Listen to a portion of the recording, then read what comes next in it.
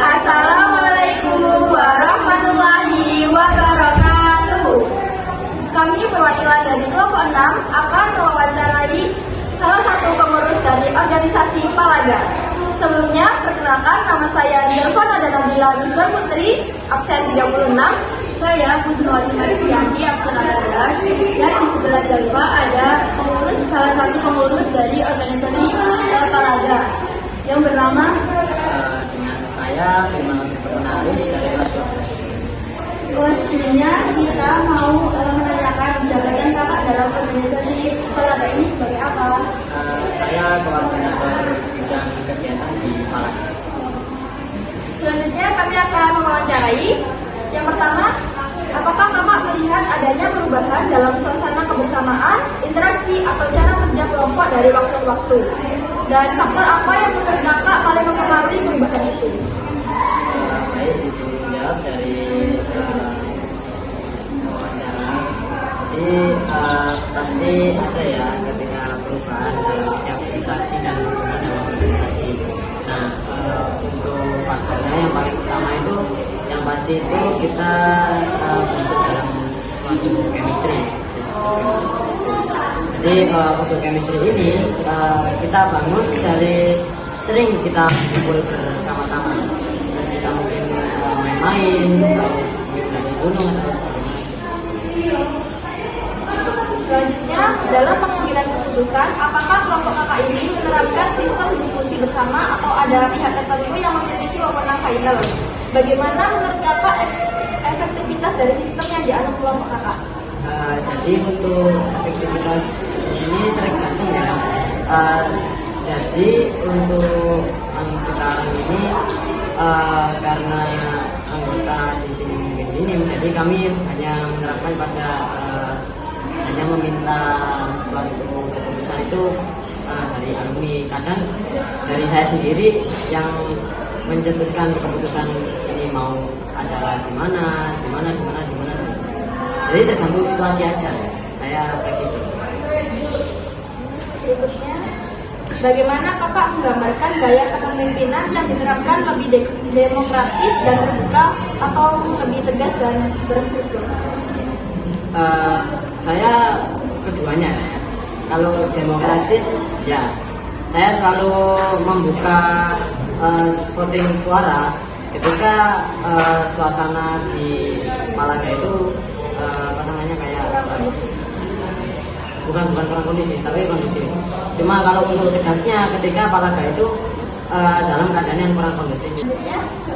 Ketika ada kegiatan kolaboratif, bagaimana kelompok kakak mengatur koordinasi agar kerjasama berjalan efektif dan tetap menjaga kekompakan? Ya, kita kembali lagi ke pertanyaan sebelumnya ya, secara demokratis gitu ya.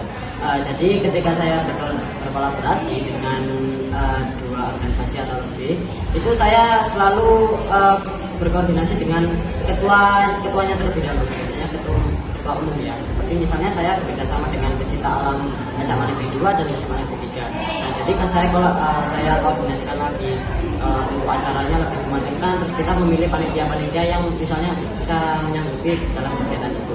Misalnya seperti itu ya. Jadi saya istilahnya lebih mendekatkan lagi kepada organisasi luar dan pihak-pihak. Selanjutnya, bagaimana kakak menggambarkan gaya kepemimpinan yang diterapkan lebih demokratis dan terbuka atau lebih tegas dan berstruktur? Baik, dari saya mungkin yang keduanya lah ya. Jadi saya itu fleksibel, tergantung dengan sikap-sikap dari anggota saya. Misal anggota kurang kondusif, jadi saya tegasin. Misalnya seperti ketika ada rapat, mereka sering sekali bermain HP ya, tidak sendiri, itu pasti akan saya tegasin.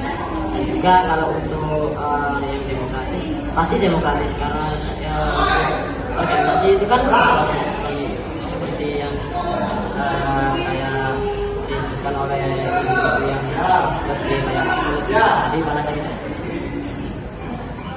Untuk yang selanjutnya, ketika ada kegiatan kolaboratif, bagaimana kelompok kakak mengatur koordinasi agar kerjasama berjalan efektif dan tanpa menjaga kekompakan?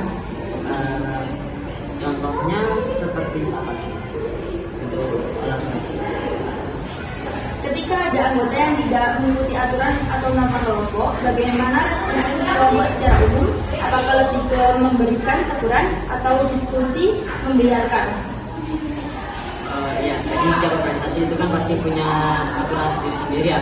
Jadi kalau untuk saya sendiri mungkin tergantung melihat dari kesalahannya saja. Misal begini, saat latihan ada salah satu siswa atau anggota yang tidak sengaja menjatuhkan alatnya berupa karabiner ya. Nah itu kita lihat lagi seperti hukumannya. Nah kalau menjatuhkan karabiner dalam 1 kali jatuh itu hukumannya 10 kali besar. Jadi saya hanya menuruti aturan dalam organisasi. Misal kalau mungkin ada suatu kondisi anggotanya mungkin kayak sakit dan tidak sengaja menjatuhkan, mungkin akan saya beri toleransi. Terima kasih Arman.